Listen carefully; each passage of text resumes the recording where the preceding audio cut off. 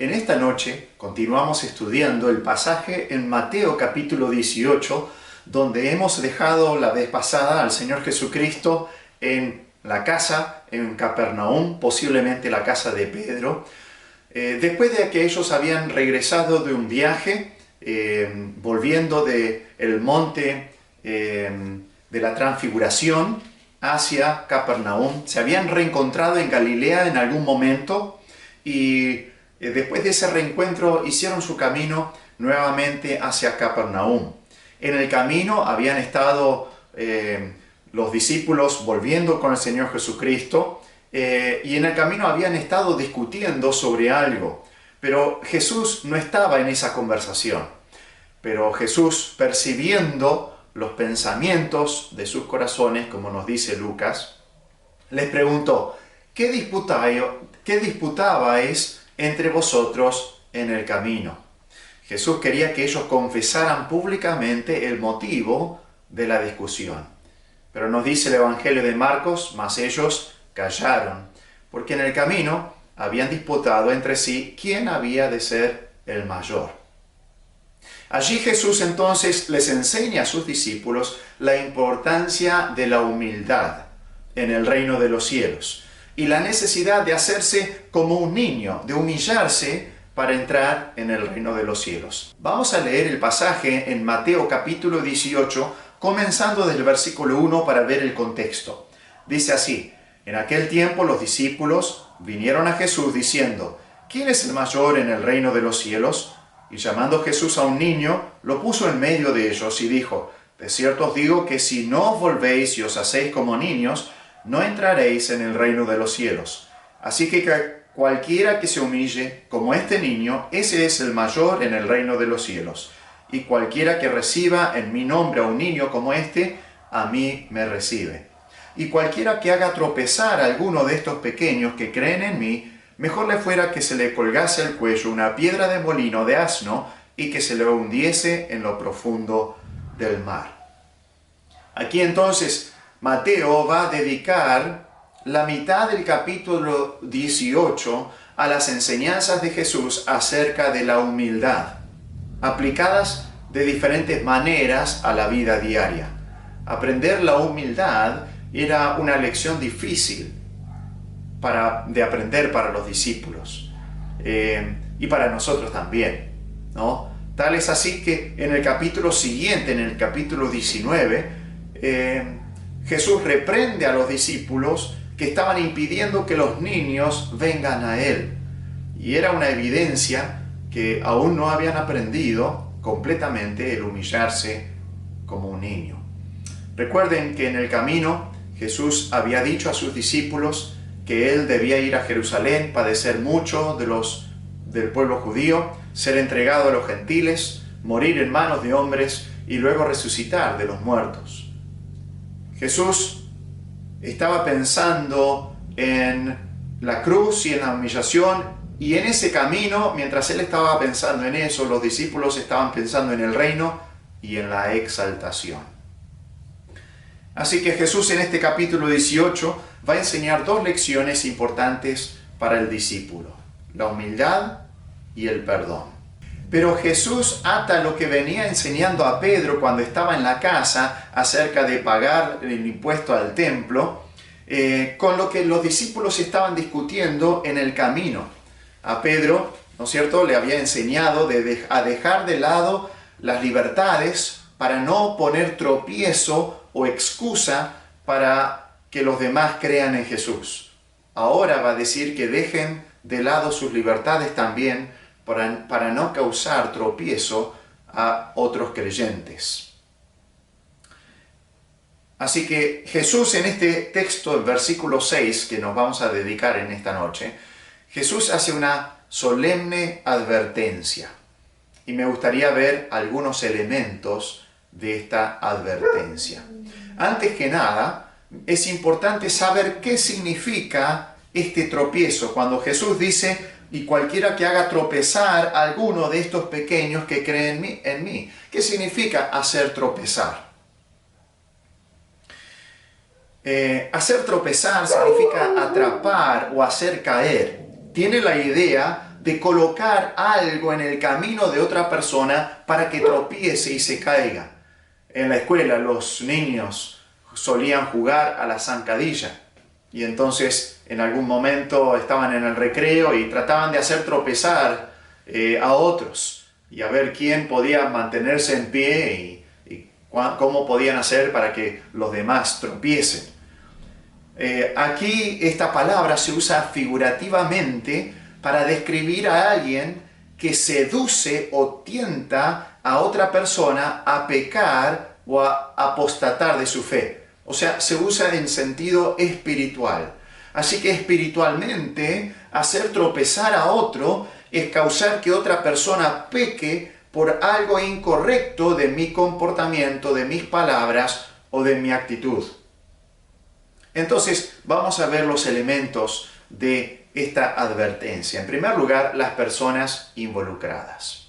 En este texto nos dice, y cualquiera que haga tropezar a alguno de estos pequeños, cualquiera, el culpable del tropiezo primero. Las personas involucradas, hay un culpable involucrado de hacer tropezar.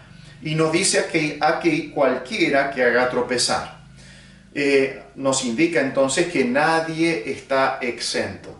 Aún los apóstoles. Los apóstoles, personas importantes, líderes o laicos, pueden hacer tropezar a otras personas. Tú y yo podemos ser culpables de este pecado, de hacer tropezar a otros, de causar que otras personas pequen por el comportamiento, por las palabras o por las actitudes que nosotros tenemos. No importa tu edad, quizás seas un niño, o un joven, o un adulto. No importa la edad, puedes hacer tropezar a otra persona. No importa tu edad espiritual. Puedes ser un nuevo creyente. O puede ser una persona creyente de hace muchos años y hacer tropezar a otra persona. No importa tampoco tu influencia. Quizás algunos piensan, bueno, pero yo no soy un líder, yo no tengo responsabilidades, no tengo personas a cargo, así que es imposible que yo haga tropezar a otro. No es así. Todos solo somos un eslabón de una cadena de influencia. Y de la misma manera que otra persona te influencia a ti, tú también tienes una influencia sobre otras personas. Eres un eslabón, un pequeño eslabón en esa larga cadena de influencia. Y entonces lo que nosotros hacemos influye también a otros.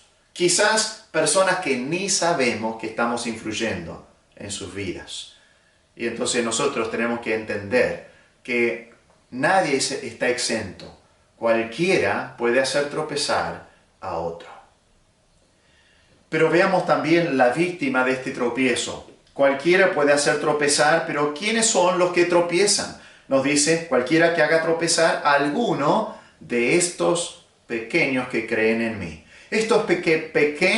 Algunos de estos pequeños que creen en mí son las personas o las víctimas de este tropiezo. Ahora, ¿quiénes son estos pequeños? Jesús va a hablar en el versículo 3 acerca de los niños. Y toma a un niño, lo pone en su regazo, comienza a explicarle a los discípulos que ellos necesitan humillarse como un niño para entrar en el reino de Dios. Y para ser grande en el reino de Dios necesitan recibir a un niño como ellos, como ese niño. Necesitan ser niños o humillarse como un niño para ser grandes en el reino de Dios. Pero ahora, en vez de usar la palabra niños, utiliza la palabra pequeños. Amplía el término un poco más. Ya no usa la palabra niños, sino pequeños. Así que lo más probable es que no se refiere solo a niños, a pesar de que los niños sean incluidos en este grupo de estos pequeños que creen en mí. Recordemos que los fariseos menospreciaban a los publicanos y a los pecadores, a las prostitutas, a las rameras. Y no las trataban de alejarse lo más posible, las menospreciaban, hablaban mal de ellos y no las consideraban como personas dignas de salvación. Y acusaban a Jesús por comer con esta clase de personas. Es más, en Lucas capítulo 15, fíjense en Lucas capítulo 15, versículo 1. Lucas 15, 1 nos dice así: se acercaban a Jesús todos los publicanos y pecadores para oírle. Querían escuchar las palabras de Jesús, querían recibir el mensaje de Dios. Y los fariseos y los escribas murmuraban diciendo: este a los pecadores recibe y con ellos come. Entonces el Señor Jesucristo les va a referir una parábola de la oveja perdida, luego de la moneda perdida y luego del hijo perdido.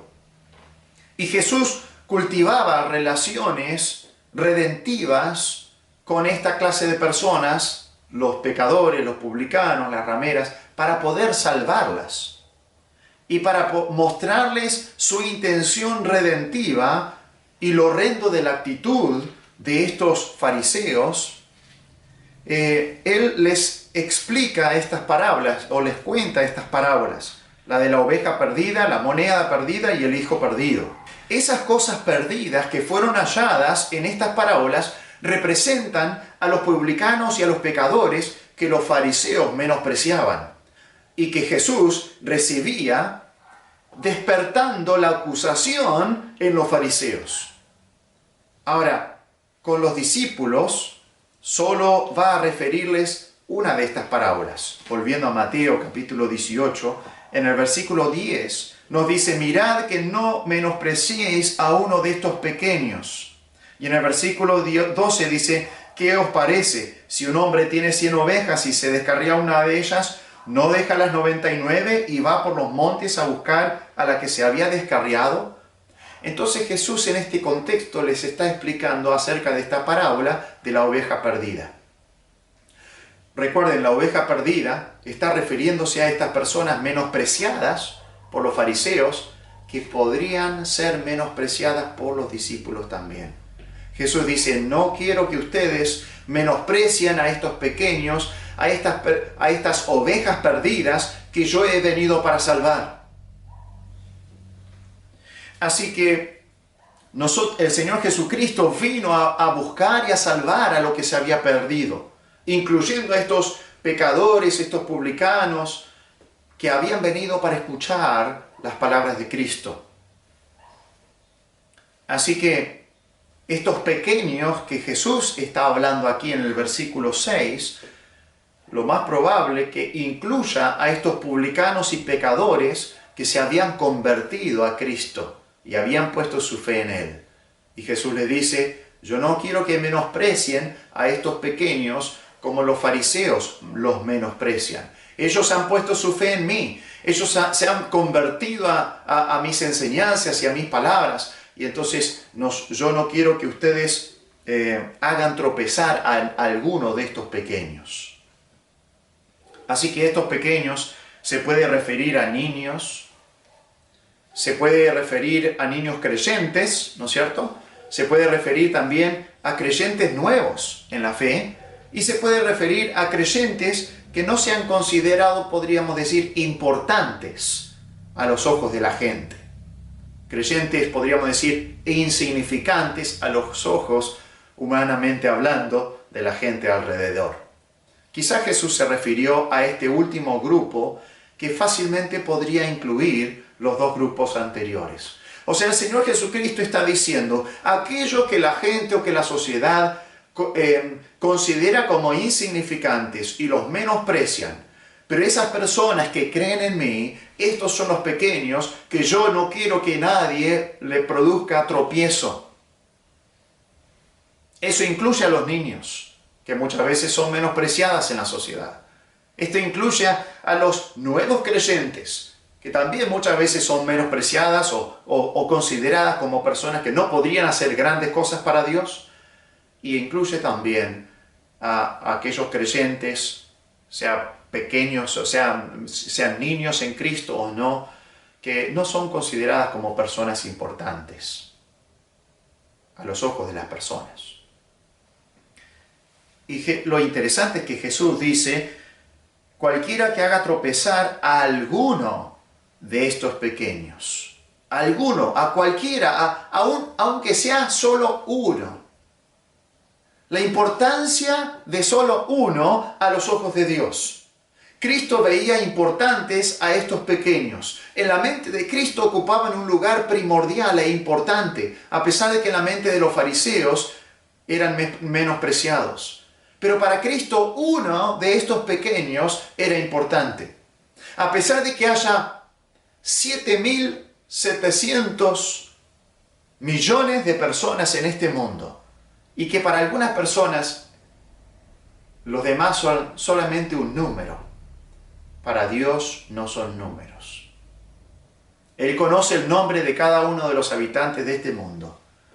Él conoce hasta cuántos pelos tienen en su cabeza. Ahora, ¿es para Dios algo muy importante conocer la cantidad de cabellos en la cabeza de las personas? No. Pero eso ilustra claramente en nuestra mente el conocimiento pleno y completo de Dios de cada individuo sobre la faz de la tierra. Para Él todos son importantes. Para Dios el niño desnutrido que muere en las calles de la India es tan importante como el jeque más rico de Dubái. Y Dios no quiere que ninguno se pierda, y el Señor Jesucristo no quiere que se haga tropezar a ninguno, absolutamente ninguno de estos pequeños.